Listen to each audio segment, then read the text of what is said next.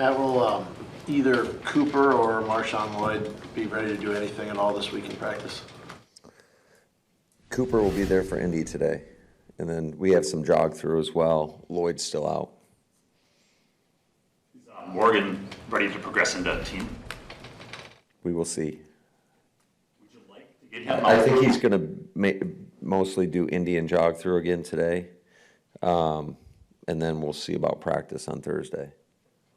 For the guys like Lloyd and Morgan, well, I guess just those two specifically, do they need to play on Sunday or Saturday just to show you that they can handle? How many times are you going to come to my press conference late? We got a rule in the team meeting. You don't interrupt the meeting. Sit your butt outside. Just kidding. I thought that was directed at me, Mark. I don't think I've asked about those. I tried to do my best to play that off, but probably wasn't very good. Was it? All right. Okay. No. I know, right? So anyway, back to, do they need to play on Saturday just to get more game ready for 2 weeks? Yeah, I mean, certainly they're young players that haven't played, so you'd love to see them get in there and get some action in. I think you could never get enough reps as a young player. So, we'll see if they're ready to go, and if they can, then you'll see them out there. You've made a decision on.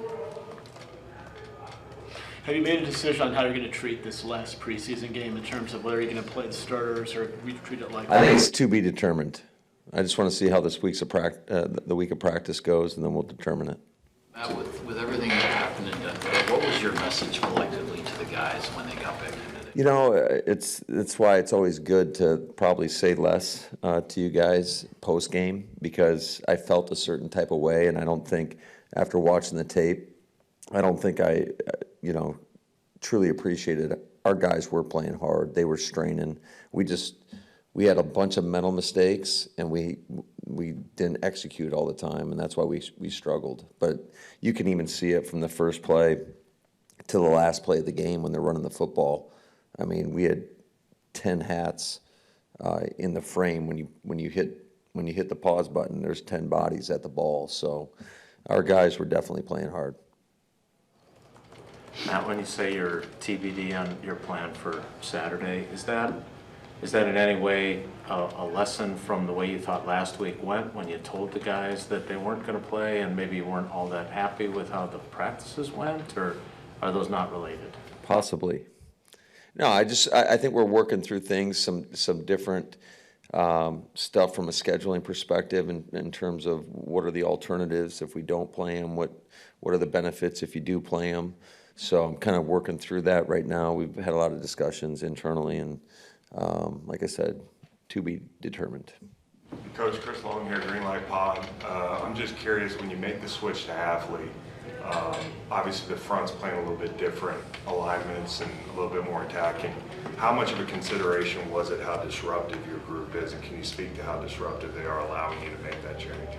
Yeah, I think that was certainly one of the main, I would say, concerns when you are switching from a 3 down to a 4 down, even though, 80% of the time you're in nickel defense or 75% of the time. But just the mentality of that was definitely something that we had to ask ourselves if we felt like we had the personnel to switch to that style, and I certainly think we do. When you look at our guys, on the edge, like RG and P and JJ and Van Ness, some of the younger guys like Cox and Mosby are doing a great job. And then internally with Kenny Clark and Devontae Wyatt, I think has really excelled in this scheme. TJ's done a great job. So all those guys collectively have done a good job. And certainly if we didn't feel like we had the personnel, I think it would be harder to make that move. Tyron, I think, led you guys in defensive snaps in Denver. Just how do you think he did with that, and just how beneficial was that for him to finally, be able to see that more? Yeah, it was good. He certainly, there were some moments where he showed some physicality, and there were some moments that he showed he hadn't played football in a while. So I think it was a good. There was a lot of good plays, and then there was ones that we got to learn from and get better. And just in terms of him getting those game reps is so invaluable, just like we talked about with all those young players. So it was good. He hasn't played a lot of football. He's been out. So I'm hoping to see another jump this week. Matt, for the joint practice, will it be similar to last week's in terms of who will be and who won't be doing one-on-ones, or is that still be determined? In practice? Yeah. I mean, right now we have no one-on-one scheduled. So, yeah. Now that you've had a chance to watch, what do you think of your quarterbacks from the game, and what do they need to do going forward into this week? Yeah, you just got to execute the simple plays and throw within the rhythm and the timing of the offense and of whatever the concept dictates, and it's just simple execution. And I think there's room for growth and improvement there. How much more do you still need to see the kickers kick in preseason game action? I mean, I know you didn't have a lot of opportunities the other night, but it's hard to control. But do you need to see those guys kick more? I think you can't see them kick enough. So we'd like to, hopefully we can move the ball a little bit better than we did the other night and get into some situations where you can take a chance to kick a field goal. What did you see from Oladapo in his first preseason snap? Yeah, there was a lot of good moments for him. Again, just the more he gets to play, I think the better he'll do, and the faster he'll play. So I thought he showed up and showed good physicality, good range. I think he's still trying to get his legs underneath him, but I'm excited about the player. I think he shows consistent growth every time we go out and practice, both on defense and on teams. Matt, I know as a coach you always want to be further along no matter what, but when you look at where your offense is, what your defense has been able to do in practice, you use the word humbled with the Broncos practice. Where do you think the offense is in terms of where, compared to where you would like it to be between now and Brazil? Well, I think you're always wanting to be better and keep pushing that envelope, knowing that there's always room for improvement. But I think we just got to show a little bit more consistency. And I think in terms of there's some things situationally, mind you, there's not a lot of game planning that's going on right now. And I'm not saying that, I'm not trying to make an excuse for us by any stretch, but I do think it kind of changes the dynamic once you start game planning a little bit more. Right now, you're just running more your core concepts, and not all of them are the most favorable looks at times, but I think that's good. Sometimes you got to learn how to navigate those more challenging looks. And we always talk to our quarterbacks is, you might have a bad play, but you can't make a bad play worse. Just a great example of that was the other night when Sean, on a third down and long, gets flushed from the pocket. You're out of the pocket. Just throw the ball away. Sometimes that's the only play, is just dirt the ball and live to play the next play. So, but yeah, I think we can all improve, and I think always early on in the season, I would say most of the times the defenses are a little bit further ahead in the offense, and till you get your rhythm. You can make me run gassers if this backfires here, but you made a statement. Yes, I will let you. All right. You made Nice. a big switch on your training staff this off season, and you've been pretty healthy so far. Which is why I said you can make me run gassers. Do you see the dividends there, or is it just dumb luck, or do you see what the change is? I mean, who knows? Yeah, you'd like to think it's all the process, but I mean, I think injuries are a part of our game, and there's freak things that happen all the time. So I think you try to make the most educated decisions that you can, and really research and try to find the best training practices where you may be deficient in some areas, and try to avoid as many potholes as you can along the way. Before I joined Bill on gassers, I am curious how you're weighing the risk versus the reward of playing the guys in the last game. Like you had said, you felt like there was value in it the way you played last year to start the season, but you got 3 snaps from your offense and 8 from your defense. Is that really enough, and is it worth the risk to try and put them out there again?